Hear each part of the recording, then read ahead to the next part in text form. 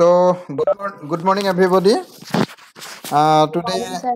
I am going to take this class about the program MPS, course code MPS-01. Last part of the first unit, we have already completed 2 classes till yesterday, and today I am going to take the last part of the first unit. It was especially related to the political theory or its evolution, growth and development of the political theory. Till yesterday, we have discussed the meaning, nature of the political theory, and along with the concept given by various scholars. And we have already caused that political science has its long history.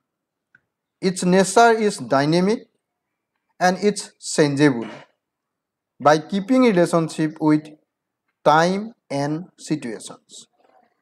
On the basis of this background, if we study the political theory, then we will find that the growth and development of the political theory can be categorized in some part.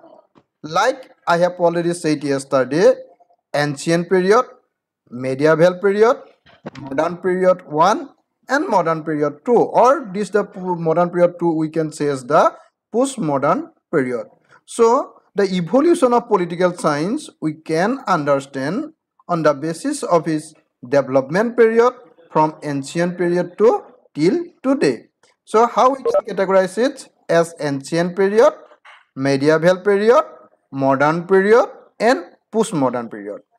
This is the time frame development, but we must think the nature of the development of the political theory, the nature, how we can realize the nature. It is on the basis of its subject matter, on the basis of its nature, on the basis of his change, on the basis of his transformations.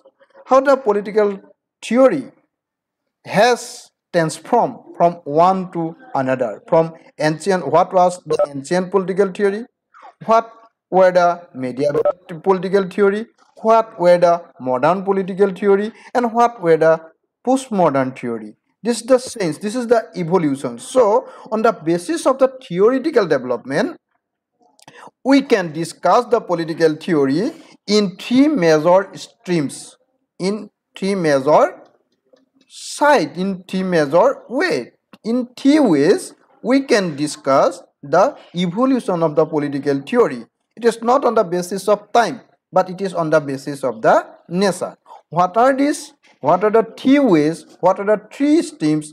What are the three approaches related to the political theory? So, what are these? Number one, classical political theory. The growth and evolution of the political theory can be elaborated in three major streams. The number one, classical political theory. Number two, modern political theory. Number three, contemporary political theory. Should I repeat? Again, I am repeating. The growth and evolution of the political theory can be elaborated in major three streams. Classical political theory, number one, number two, modern political theory, and number three, contemporary political theory. Keep it in your mind. When we discussed about the classical theory, you can make a comparisons. You can correlate the theory with the ancient period of the development of the political theory. When we will discuss about the modern political theory, then we must keep relationship with the modern period of the society of the world. And when we will discuss about the political theory, contemporary political theory, then we must make a relationship with the contemporary world or the recent world. So keep in mind, the classical approach are the oldest theory, moderns are the modern period theory, and contemporaries are the recent theories of the political theory. These are the development of the political theory.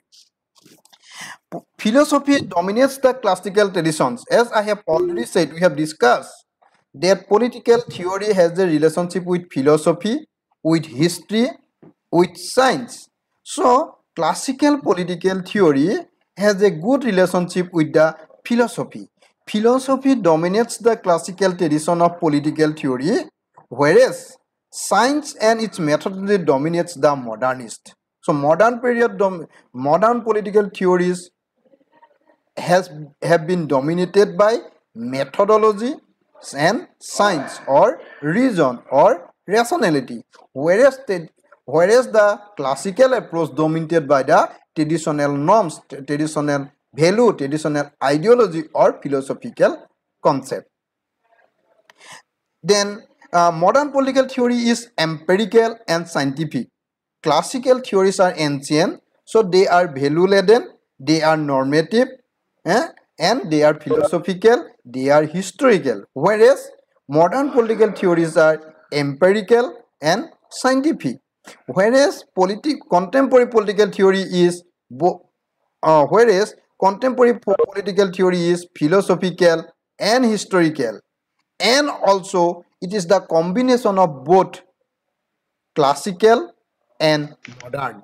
So how we can discuss these three category of the theory? Classical theories are the oldest theory. These are normative, value laden, philosophical and historical, or we can say it is descriptive.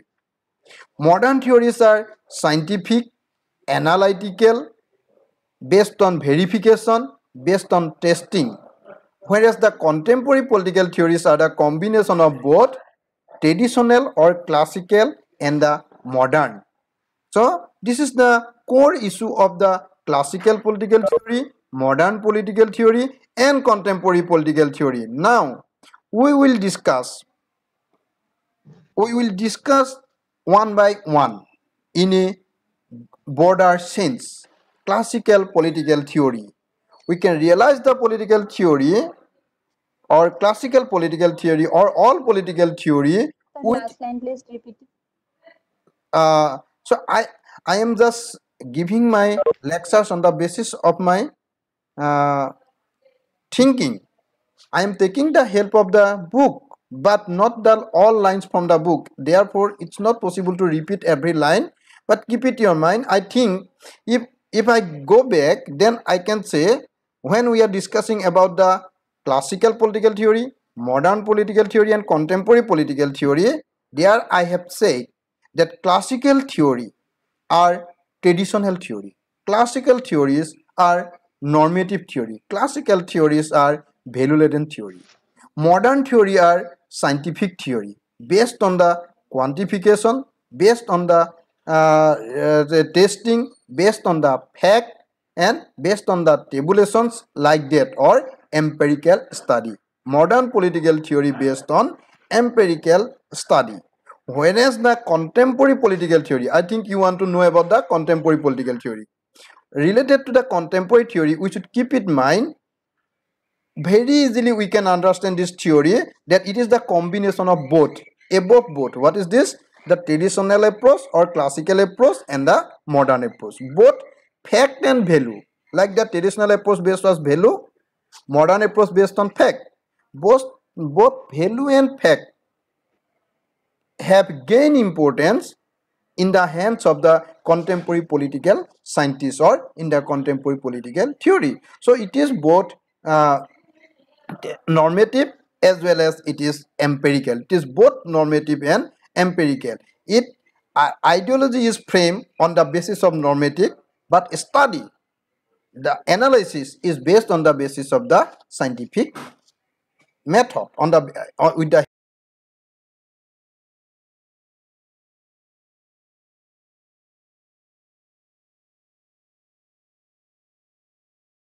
attitude of the society, whether it is right or wrong. So this is the contemporary political theory. Is it okay, Julie? Yes sir. Okay, then come to the one by one. One by one, we are going to discuss. What is one by one theory? I want to discuss about the classical theory. What is the classical theory? What is the traditional theory? What is the normative theory? What is the normative? Classical political theory emerged in the ancient Greek culture. We know that the development of the political science as a subject, it has its roots with the Greek political system.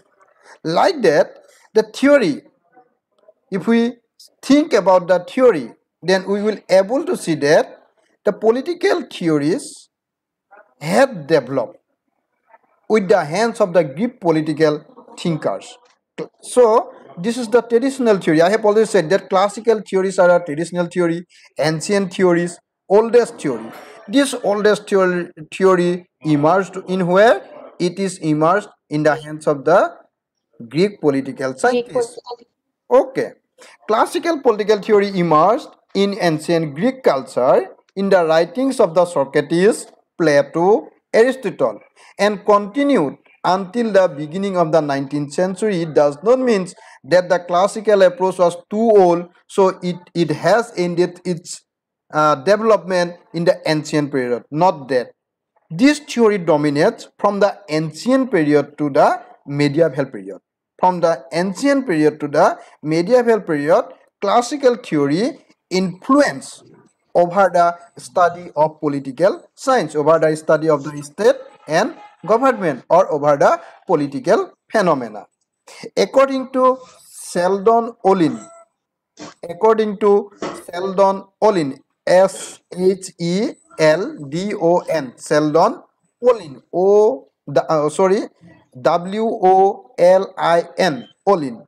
According to Sheldon Olin, what he said about the classical theory, he said classical political theory aim at acquiring reliable knowledge about matters concerning the people, a philosophical pursuit to establish a rational basis for belief, a political inspired pursuit to establish a rationalist basis for action. So, what is said, the classical approach, classical theory primarily paid importance on philosophy, primarily paid importance on philosophy.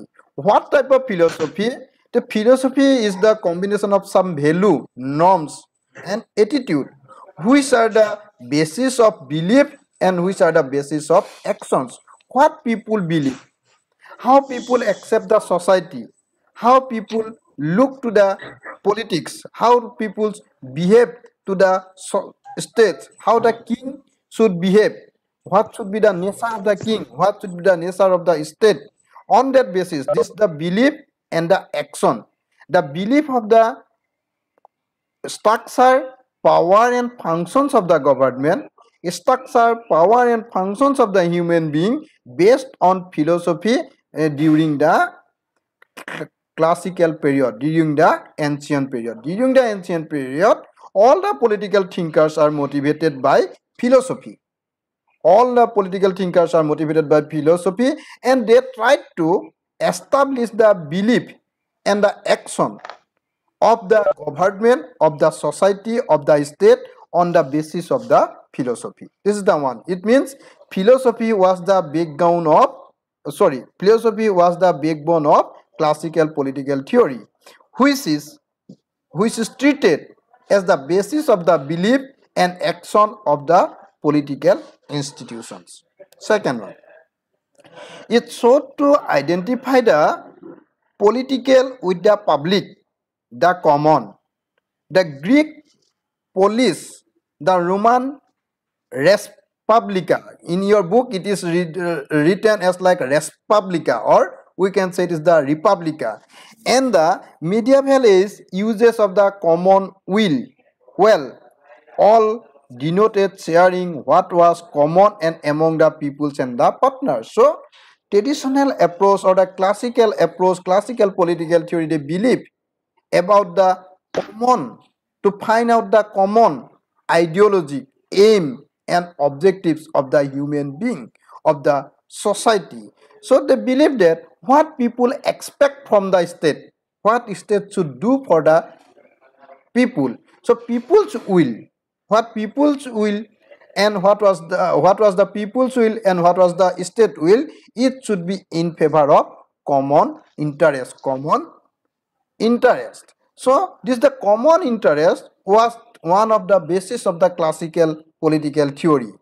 Number three, Its basic unit of analysis was always the political whole, the body politic, the interrelated its structure denoting the activity, relationship, and the belief, activity relating to the ruling, warfare, education, religious practice, relationship involving those between the social classes, between the rulers and the rule, between the superiors and inferiors, belief such as justice, equality, natural law, and like that. So the classical approach paid importance most of the issues of the state and government.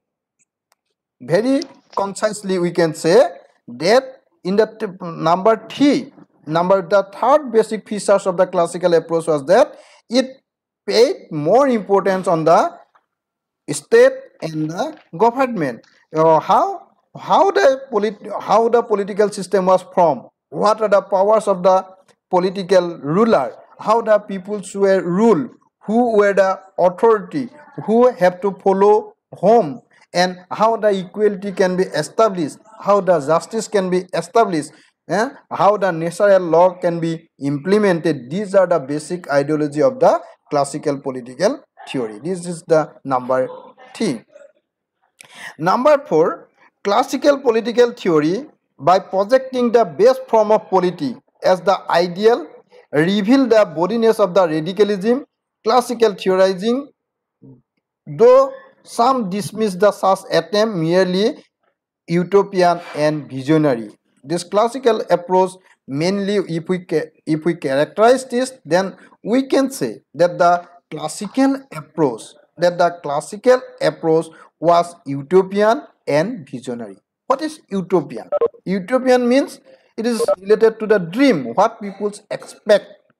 What people expect, it means what the state should be. What the state should be. It is the dream of the peoples. This the classical approach deals with the dream of the peoples, expectations of the peoples, aspirations of the people, and visionary, what we want from it, what type of state it should be, and what the people want from it. It is the utopian and visionary. It means the basic aim of the classical theory.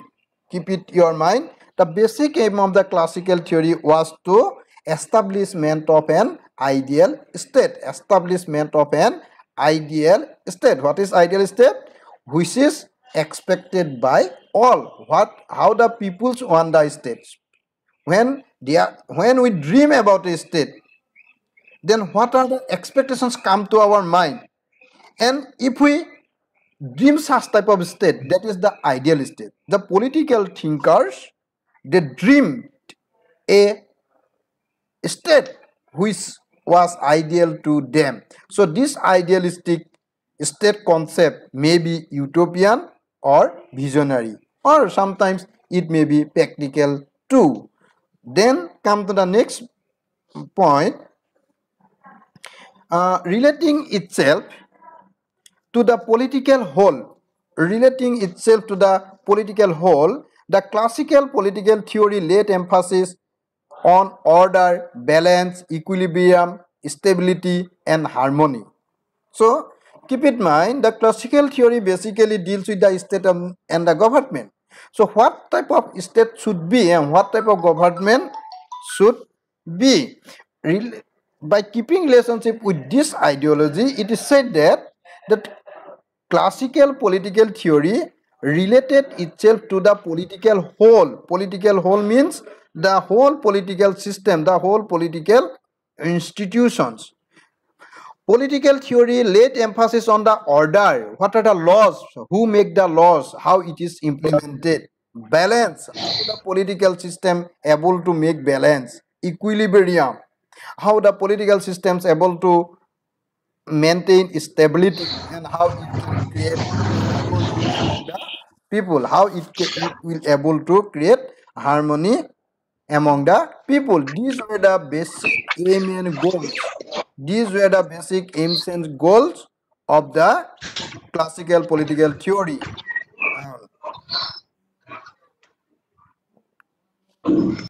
Okay, till here we have discussed about 5 basic features of the classical approach. Number 6, classical political theory laid stress on comparative studies for supplying a more comprehensive explanation of political phenomena and a wider range of alternatives. So what does it means? Classical political theory laid stress on comparative studies means the traditional approach, classical approach till medieval period, it give importance on comparative studies.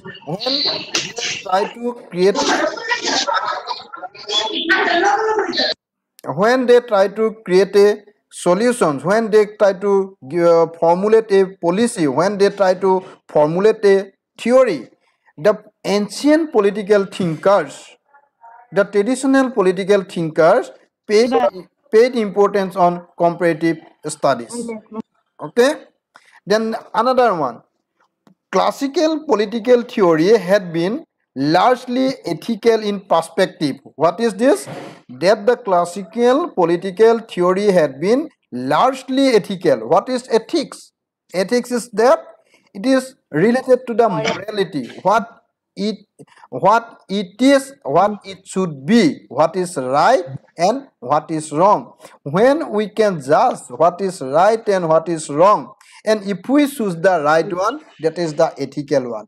What is accepted by the society, what is accepted by the people, what is accepted by all, that is generally ethical. So classical political theory tried to create an idealistic idea which is based on morality and ethics. So keep in mind, comparisons was the basis. Then and now I have said that this is the ethical basis, morality and ethics basis. These are some basic features of the classical approach. Till here, what we have found? We have found that the classical approach, classical theories are normative. They are value laden. They are comparative. They are basically deals with the state and government. They are ethical. They are philosophical. They are historical. They are descriptive. They are visionary, and sometimes we can say they are utopian also. So this is the classical approach. Classical approach, these are the basic features of the classical approach, and you should keep in mind the basic aim of the classical approach was to establishment of an ideal state, ideal political system, which is accepted by all or with a common ideology, common acceptance ideology. It was based. Now come to the modern theory. When we think about the classical theory, we have found it is value laden, it is based on assumption, it is based on inference, it is based on philosophy, it is based on observations, and it is based on dream, it is based on expectations. But these are not scientific. What we expect, what we visualize, what we dream, what we say ideal, what we say ethical, what we say philosophical, these are not scientific. These are some value, these are some belief, these are some attitude which is available in our, which are available in our heart, which are available in our heart, but it cannot be tested whether it is actually right or whether it is, or whether it is not, whether ideal state is possible or not. But we can dream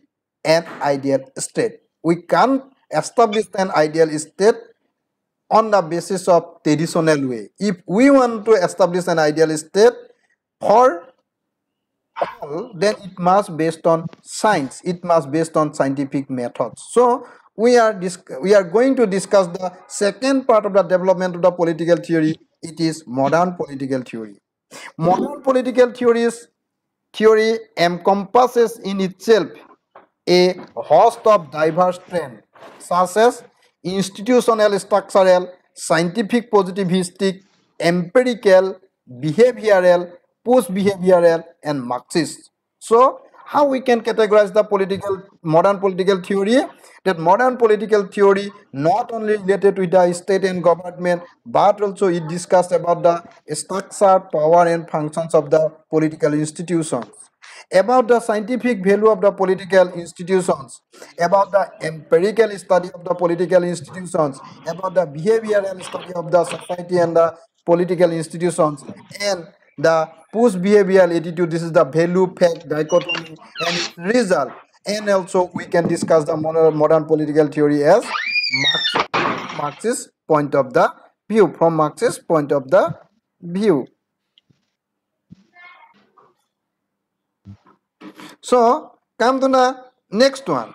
The distance dominated the greater part of the 20th century. When this modern period developed, it is developed especially in the 20th century. 20th century, 1901 to 1999. This is within this period, within this the 20th century, we can see that modern theory emerged and it dominated the political field.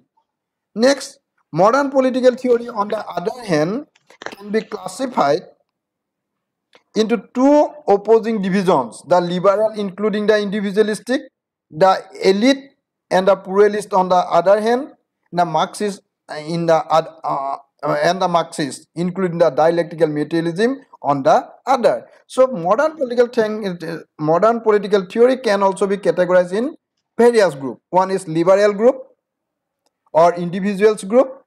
Another is the socialistic group, that may be the Marxist group. And this way, Marxist, keep in mind, liberalist ideology and socialist ideology. So modern political theory we can discuss in two ways. One is the individualistic ideology or liberal ideology, and another is socialist ideology or communist ideology. Or very easily we can realize it in another two ideology, that the political theories in the 20th century dominated by the capitalist ideology and the socialist ideology. Individualism is the base of capitalism, and communism is the basis of the socialism.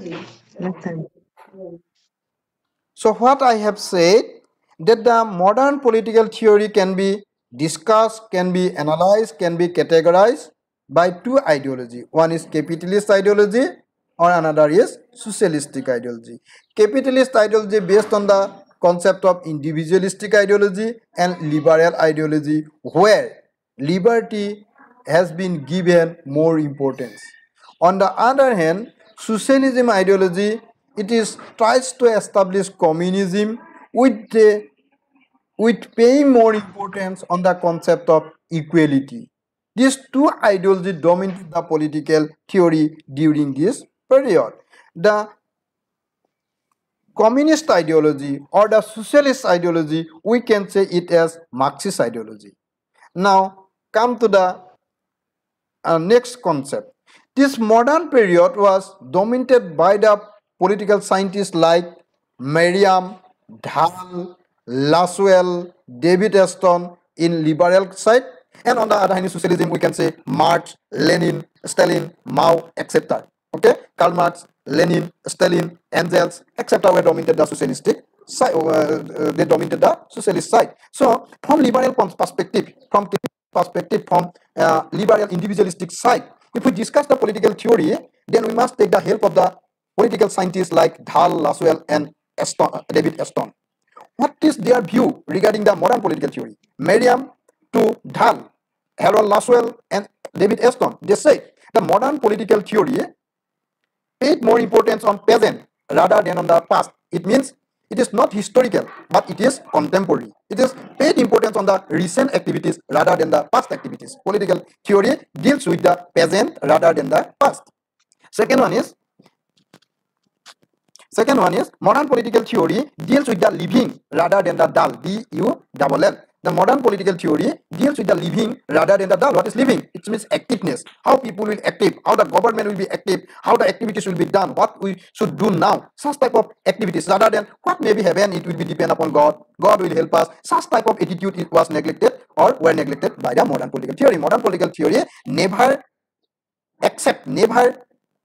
encourage the concept of laziness. It deals with the activeness of the society, of the people, of the state. Thirdly, the modern political theory thinks about the immediate rather than the remote. What will be happens? It's not what is happening. It is more important when they discuss the political phenomena. Modern political theories paid importance on the immediate issues rather than the future issues. Firstly, I have said it paid more importance over the present rather than the past. Now I am saying that it pays more importance on immediate rather than the remote. Fourthly, the modern political theories are objectives than subjective. What is objectives? It is special. What is special? What the aim, basic aim, with an aim, it go forward. It is related to the common welfare of the peoples. It is the development of the all sections of the peoples. It is not subjective. It is subjective means it is not individual centered. It is not biased towards anything. It is impartial, or we can say it is impartial. Next, the modern political theories are analytical rather than philosophical. What is analytical? Analytical means when we describe, when we discuss, when we interpret something on the basis of the fact, on the basis of the fact, on the basis of good assumptions, on the basis of rationality, on the basis of logical ground, then it is analytical. What is philosophical? Philosophical is based on inference. Inference means expectations. It's not expectations. What cannot be tested, but it should be analytical. What can be tested. It is based on testing of data. It is not based on inference. It is not based on dream, but it is based on the fact. It is not based on value, but it is based on the fact. Then modern political theories are explanatory rather than descriptive. Explanatory, it tries to prove what it has found. What it has found, it tries to prove with analysis, not by describing many things. It pays importance specification rather than discuss many things without any fact. It paid importance that what is the reason on the basis of the fact that is described, that is discussed, that is noted by the modern political theory without giving a description of many things. Then modern political theories are process oriented rather than purpose oriented. How it should be go on, how the state should be go on, how the state should behave, how the policy should be taken, how the policy should be implemented. These are the basic ideology of the modern political theory rather than purpose oriented. Purpose oriented means that rather than expectations, over expectations, what we will achieve, when we will achieve, and when we will be happy, rather than we should be happy today rather than the future. Then it is scientific rather than theoretical. What is scientific? What is accepted by all. Modern political thinkers try to establish such type of political theory which should be accepted by all without any objections. Where objections comes, where there is a question of doubt. So modern political thinkers, they try to eliminate the doubt. They try to overthrow the doubt. They try to clarify the peoples that it is the right. To establish the right, they try to take a scientific method through which they can establish a universal truth. This is a trying actually. I'm again saying the political scientists trying to establish political science as a science. So it is the modern political theories. The modern political theories' basic aim was to establishment of the political science as a real science. So we said that modern political theory based on science rather than theoretical concept.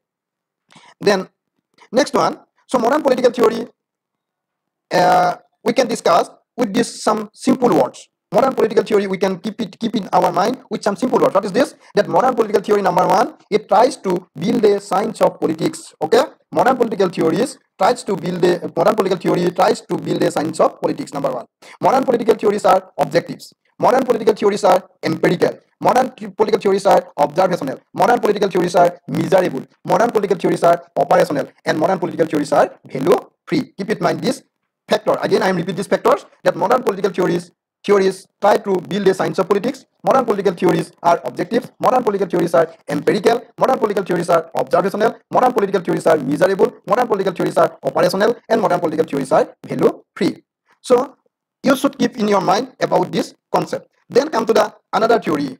Within the modern theory, there are two parts. I have already said. One was the liberal, what we have already discussed. Another one is Marxist. The Marxist theory, it is basically known as class theory. It is basically known as economic theory. It is propounded by Karl Marx and Engels. At the other hand, modern political theory stands a Marxist political theory, also called the dialectical materialist or the scientific socialist. Or the scientific socialist theory. Scientific socialist theory is a part of the modern political theory, and the father of the scientific socialism was Karl Marx. What are the basic features of the Marxist theory? The basic theories are it describes the general laws of motion in the development of all phenomena. General laws, it pays importance on general laws of the motion. Secondly, its importance lies in sense to the struggle between opposites. What Marx said about the thesis and antithesis. that we can study the political system, political phenomena on the basis of study the thesis and antithesis. What is this thesis and antithesis? It said that it is the struggle between what I'm saying that the Marxist theory is based on the concept of struggle between two opposites. What are those two opposites? Between the relations of production and productive force with a view to have a better mode of productions. Number one. Number two, development from the lower stage to the higher one. Number three, from capitalist to the socialist and from socialistic to the communistic.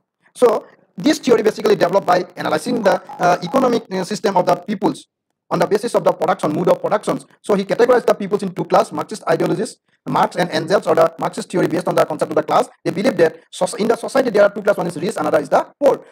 So to study about the rich and poor, how we can eliminate the gap between the rich and poor, then there will be an ideal state. So to establish the ideal state, the Marxist theory believe the elimination of the class of the society, or the basic aim was classless and stateless society. Classless and stateless society. Then come to the another point that Marxist theory is a theory which provides a systematic and scientific framework of analyzing the explaining the social and political change. Social and political change is a continuous process. So this theory, modern theory, the part of the modern theory, it is the Marxist theory. So Marxist theory paid importance to analyze the social and political change in a systematic way, systematic analysis. I have already said this change basically related to the class, It is the method of interpreting. It is a method of interpreting the past, understand the present, and projecting the future. So Marxist theory, what is this? Marxist theory is based on the concept of interpreting the past. What was the past? Understanding the present, where we are, where is the society, and projecting the future, where the society will go. What will be the society? What will be the politics? What will be the future of the human being? Then come to the last part of our theoretical concept is the contemporary political theory. Contemporary, I have already said, this is the present political scenario of the world, influence over the political scientists, and they have drawn an ideology, or they have drawn some political theory on the basis of their experience, on the basis of their analysis, on the basis of their observation. So who were the contemporary political theorists? Brian Berry, B-R-I-A-N, Brian Berry, B-A-R-R-Y. He wrote a book named Political Argument in 1965. He wrote a book named as Political Argument 1965. The person's name was Brian Berry. Second one, the John Rawls. You have heard the name John Rawls, and he is famous for his book A Theory of Justice. It was published in 1971. Another contemporary political theorist is Robert Nozick, and he is famous for his book Anarchy, State and Utopia, 1974. Robert Nozick, the book published by him was Anarchy, State and Utopia, 1974. Then David Held, D-A-V-I-D-H-E-L-D. These were the major advocates of the contemporary political theory. Now, we will discuss the basic features of the contemporary political theory. Contemporary political theory has been viewed as the history of the political thought involving an attempt to examine the significance of text in the historical context. It means, I have already said that the contemporary political theory is like the mixture of both. What are the both? Traditional approach, classical approach, and the modern approach. It paid importance on the historical context. First one, it paid importance on the historical context and its significance. Secondly, it has sought to revitalize, return the discipline as a form of conceptual analysis, and the process finding the political theory as a systematic reflection upon classification and meaning of the key forms and the concepts such as sovereignty, democracy, justice, and like that. So revitalize, restudy the concept of political concept like sovereignty, democracy, justice. These were the basic aim of the contemporary political theory. Thirdly, it has been developed as a systematic elaboration of the underlying structure of our moral and political activities, the disclosure, examination, and reconstruction of the foundation of the political value. So I have already said that the classical approach were value laden and modern approach were value free. But the contemporary political theories, it is based on the combination of both. It tried to analyze the normative ideology, value of the society, the philosophy of the society in a scientific way, so that we can really find out the real truth. Then it has been a revitalized form of argument concerned with the abstract theoretical questions and particular political issues. So contemporary political theories paid importance not on the abstract theoretical questions, but also the particular political issue. Not as a whole of the whole political system is the core issue of the contemporary political theories, but the issue is that we can discuss the whole political system by studying the particular issues. Particular issues gain importance under the hands of the contemporary political theories. Then it has been championed as critique of all forms of foundationalism, either in the postmodernist or the liberal tenders. In accordance with the present itself is a stimulation of the dialect and the conversation among the human being. So this contemporary approach may pay more importance on the human beings and their discussion and their ideology and their expectations on the basis of scientific way. It has been elaborative as a form of systematic model building, influenced by the theoretical economics, rational choice theory, and the game theory. It aims to construct formal models of political processes. Secondly, it has developed as a theoretical enterprise of the discipline of political science. As such, it attempts to construct theory on the basis of observation and models of empirical generalization. So, both observation and empirical study gain importance during the contemporary analysis of contemporary political theory. Then, we have discussed this theory, we can evaluate it, we can realize it. So how does David Stone say that about the contemporary political theory? What is the view given by the David Held? First, it paid importance on philosophical issues. What is this? The contemporary political theory is philosophical in concern, but it is conceptual and also normative. Secondly, it is empirical, analytical, and it try to understand the problem and try to solve it through explanation. Thirdly, the contemporary political theories are strategic in concern. Above all, with an assessment of the feasibility of moving from where we are to where we might like be. So, where we are, we present to future. Contemporary political theory thinks about the present and also the future of the political situation, political phenomena, political institutions, political activities. To this, one must add the historical, the examination of the changing meaning of political discourse, its key concept, theories, concerns of over time. So, contemporary political theory pays important on also the changing nature of the society. Now, these are the theories. Then, why we should study political theory? Very easily, I want to try to explain it that we can realize where we are, what is the state, what is the political system, what are the political phenomena, how we should study it, in which way, in a normative way, in an empirical way, on the basis of value, on the basis of value free, like that. If we want to study the political phenomena, political theory is essential. Political theory is the direction, political theories are the guidance to realize the all political phenomena, all political phenomena. So go to your book and you will find out the many concept has been given why we should study the political theory. And if you get any problems, kindly let me know, because it is more than half an hour, and to record it and publish it, it's become a problem over when the time will be increased. So I think I can stop this this chapter, this unit in here, and if you get any confusions, kindly let me know, and we will discuss about it through telephone, through WhatsApp, and also in other online modes. Thanking you. If any questions, kindly don't be hesitant to send it through WhatsApp group. Thank you.